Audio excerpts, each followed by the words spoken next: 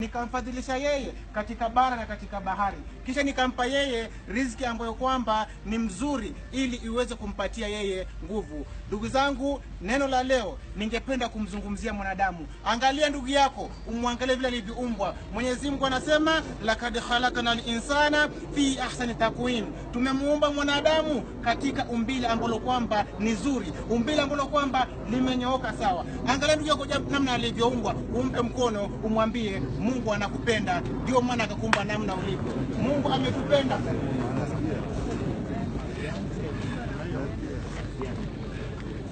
Ndio Mwenyezi Mungu Subhanahu wa Ta'ala alipokuwa yuko anamuumba mwanadamu, alimtukuza kwa viumbe vyote, akamtukuza mpaka kwa malaika.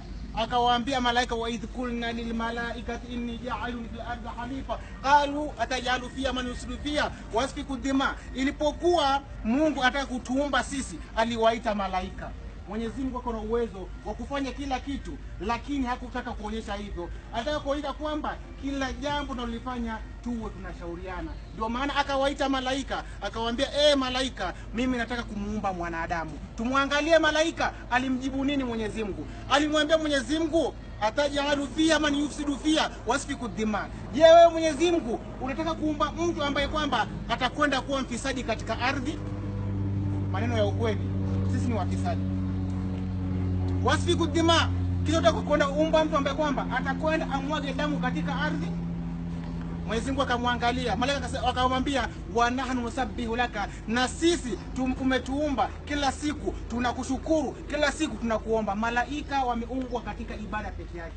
Sasa namuuliza Mungu, ni kwa nini unataka kuumba kiumbe mwingine ambaye kwamba atakwenda kuleta uharibifu katika ardhi, atakwenda kumwaga damu katika ardhi? Mwenyezi Mungu Subhanahu wa Ta'ala akamwambia, inni a'lamu ma la ta'lamun, mimi najua yale ambayo kwamba nyinyi malaika hamujui. Ndio pale Mwenyezi Mungu Subhanahu wa Ta'ala akamuumba baba yetu Adam alayhi salam. Adam na sisi nasi na Hawa tukatokea, sote tukijiangalia tunafanana.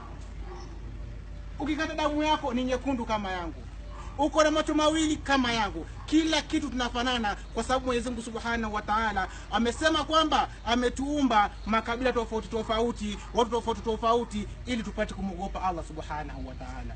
Leo umeamka unaona it's your right to see. No, hiyo ni favor Mungu amekupa. Leo umeamka umesimama, unaona kama ni kitu cha kawaida. Kuna mtu ambaye kwamba tangu azaliwa hajawahi kusimama kwa miguu yake miwili, na hujawahi kuketi siku moja ukamwambia Mwenyezi Mungu, asante kwa kunijalia tu nuru ya kuona. Unaona ni kitu cha kawaida kutembea, kitu cha kawaida kuona, kitu cha kawaida kuinua mkono na kula chakula. Si kitu cha kawaida, ni uwezo wake Mwenyezi Mungu Subhanahu wa Ta'ala. Wangapi leo wamelala hospitali? Ndugu zangu, tuangalieni, Mwenyezi Mungu anatupenda. Ndio maana akatuamrisha mambo mengine na akatukataza mambo mengine. Mwenyezi Mungu ametuamrisha sisi tule vitu ambavyo kwamba ni vizuri, tuepuke vitu kwamba ni vibaya. Tuangalie mambo yote ambayo kwamba Mungu ametuambia tufanye ni mazuri kwetu. Mwenyezi Mungu anasema kuleni vyakula ambavyo kwamba ni vizuri wanadamu. Akatuletea katika ardhi, kukatimbuka kukamea mahindi, kukatimbuka kukamea maragwe. Akatujalia katika bahari kukawa kuna samaki tunaruhusiwa kula. Akatujalia katika ardhi kuna wanyama tunaruhusiwa kula. Lakini kana al-insanu akthara shay'in jadala, mwanadamu ni mtu ambaye kwamba ni mshindani, anapenda kuargue katika kila kitu. Hata siku ya kufa akifufuliwa, akiambiwa wewe ulikwenda katika show ukaiba simu ya mtu na aliba, na bado atakataa.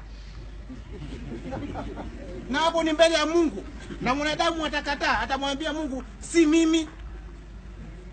Mwenyezi Mungu anasema al-yawma nakhtimu ala afwahihim wa tukallimuna aydihim wa tashhadu arjuluhum bima kanu yaksubun.